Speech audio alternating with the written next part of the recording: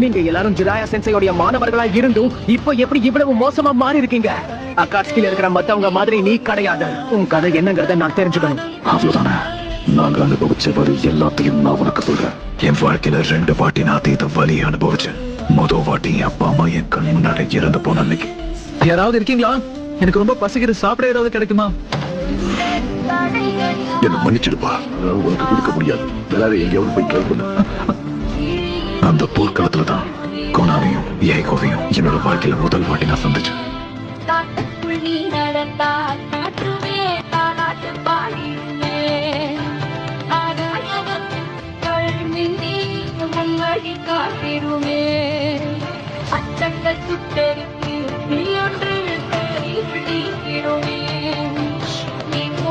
இதையெல்லாம் வளர்த்தே காடாகி வா தொழுவேன் செல்லவேதான்.